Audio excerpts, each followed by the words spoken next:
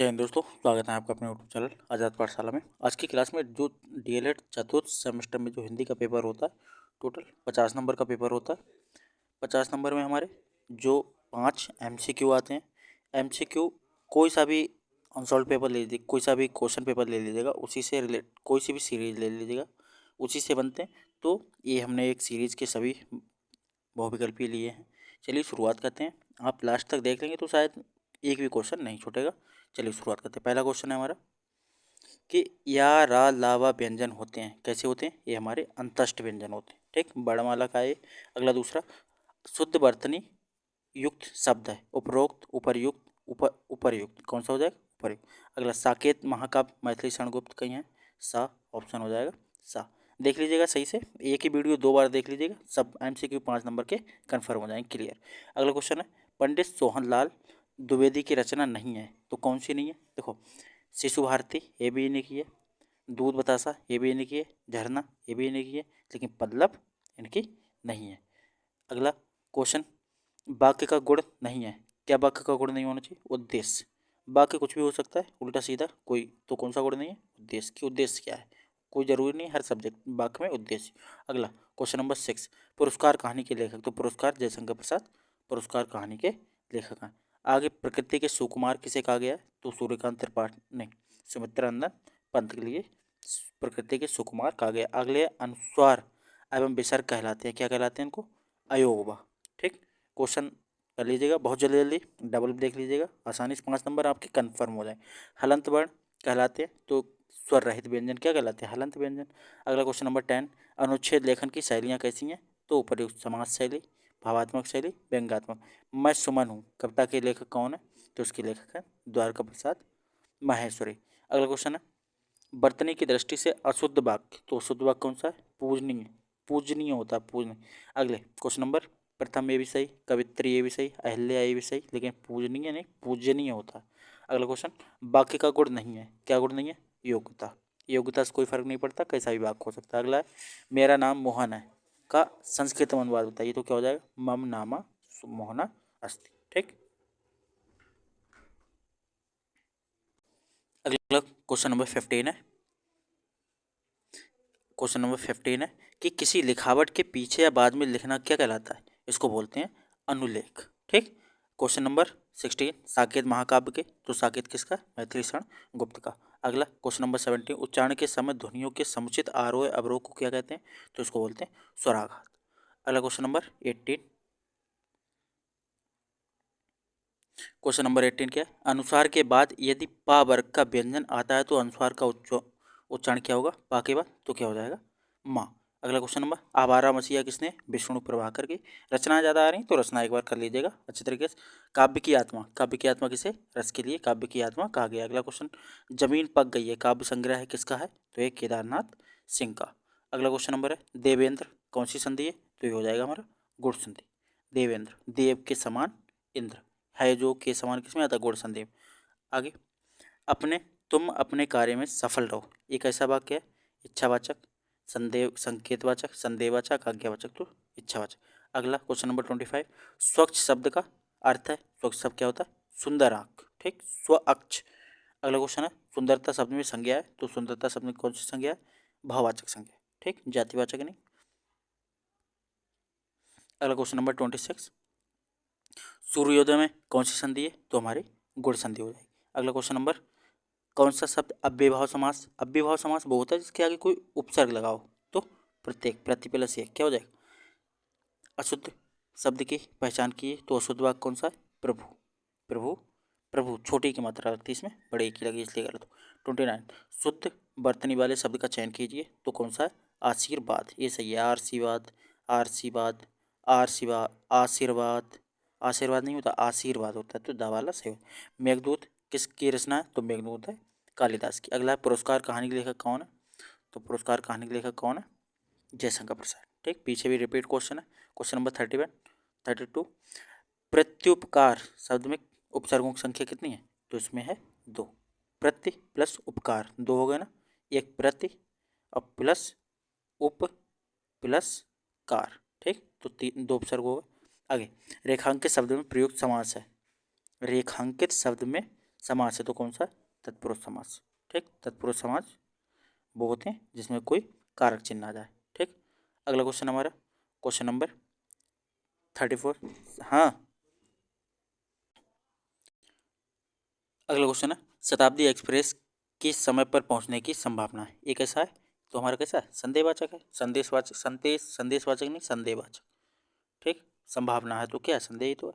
आगे शुद्ध वर्तनी वाले वाक्य शब्द का चयन कीजिए। उपरयुक्त तो कौन सा हो जाएगा? बा वाला सही हो जाएगा। सुगम, सुगम शब्द का विलोम सुगम का दुर्गम हो जाएगा। रविंद्र, रविंद्र में कौन सी संधि हो जाएगी? दीर्घ संधि। रवि प्लस इंद्र।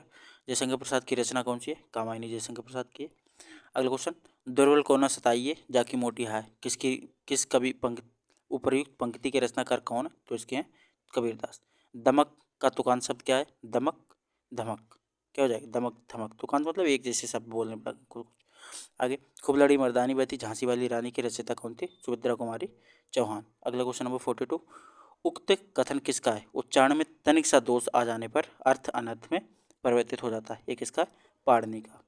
अगला क्वेश्चन है क्वेश्चन नंबर 43, संस्कृत लेखन का दोष क्या है? तो इसका है उपर्युक्त सभी, मतलब लेखन हेतु अधूरी जानकारी, लेखन में जल्दबाजी, ये सब क्या है? संस्कृत लेखन में दोषित हो जाएंगे। अनुसार या अनुनासिक शब्द का प्राप्त पर्याप्त ज्ञान ना होना, ये सब क्या है?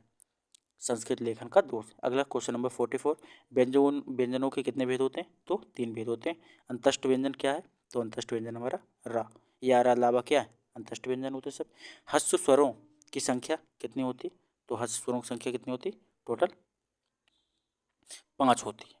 ठीक, अगला ऊष्म व्यंजन, ऊष्म सा क्या हो जाएगा? ऊष्म व्यंजन।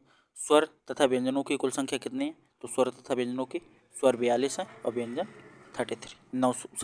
9 स्वर 33, व्यंजन टोटल कितने हो गए? 42। ठीक, स्वर के कितने भेद होते हैं? तो स्वर के 3 भेद होते हैं। क्वेश्चन नंबर 50, दीर्घ स्वरों की संख्या कितनी होती है? तो दीर्घ स्वर कितने होते हैं हमारे? 8। अगला क्वेश्चन, संयुक्त व्यंजन कौन सा है? तो त्रा हो जाएगा। ता और रा, आधा ता और रा होता है ना। हलंत, हलंत को प्रदर्शित करते हैं। हलंत को किससे? इसका मतलब इसमें विराम चिन्ह भी आ रहे हैं, जो टोटल 16 होते हैं। मौन पठन के दोष क्या हैं? तो मौन पठन के दोष हैं भयभीत होकर पढ़ना, ये भी दोष है। आशंकित होकर पढ़ना, ध्वनि को नाक द्वारा निकालना, ऊपर। 54, संस्कृत वर्णमाला को कितने भागों में बांटा गया? तो कितने भागों में बांटा गया? 4 भागों। ठीक, अगला क्वेश्चन है मौखिक पठन के तत्व हैं। तो उपर्युक्त सभी, सस्वर पाठन कर सकते हैं, शुद्ध उच्चारण, मधुर ध्वनि।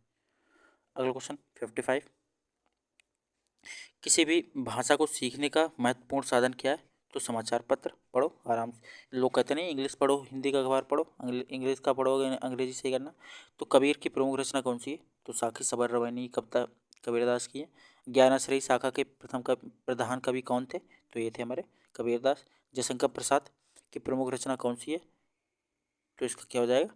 ध्रुव स्वामी, जयशंकर प्रसाद की ध्रुव स्वामी। अगला क्वेश्चन नंबर 60, मैथिली क्षण गुप्त का काव्य खंड कौन सा है? तो पंचवटी मैथिली क्षण का।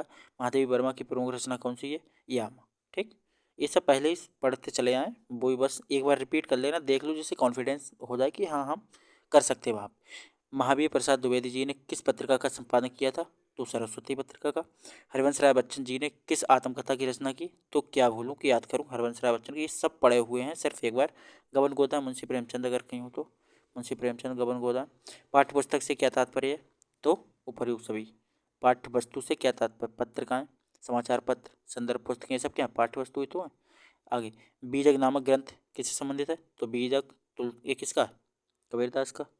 बीजक, साखी, शबद, रामायणी।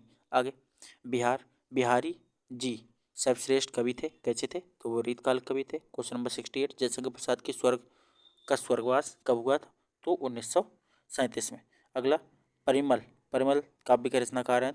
परिमल के कौन है? सूर्यकांत त्रिपाठी निराला। अगला क्वेश्चन है पंचपात्र के लेखक कौन है? तो पंचपात्र के लेखक कौन हो जाएंगे? पद्मलाल, पन्नालाल बख्शी। 71, बीड़ा काव्य के रचयिता कौन है? तो सुमित्रानंदन पंत। अगला, राम नरेश त्रिपाठी का जन्म कहाँ हुआ था? कब हुआ था? तो हुआ था 1889। आगे, काशी में नागरी पहचानी सभा की स्थापना की थी, किसने की थी? श्याम सुंदर दास ने। ठीक, अगला क्वेश्चन नंबर 74, हिंदी नवजीवन का संपादन किया था। हिंदी नवजीवन का किसने किया था?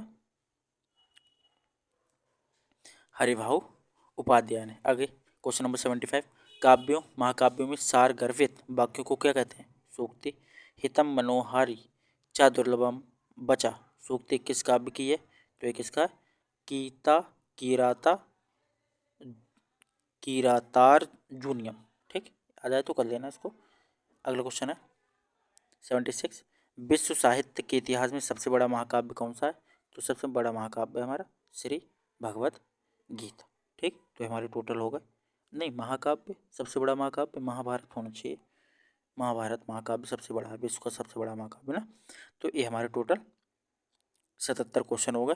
हिंदी के चतुर्थ सेमेस्टर के हैं, सभी कर लीजिएगा, दोबारा रिपीट कर लीजिएगा, कोई भी चीज़ बाहर से नहीं आती, कोई सा भी क्वेश्चन सीरीज ले लीजिएगा जो आपको सही लगे, सब में एक ही चीज़ है, सबकी एक ही जैसे क्वेश्चन है, बस कर लीजिएगा, दोबारा देख लीजिएगा एक बार समझ नहीं आया, छोटे वीडियो है।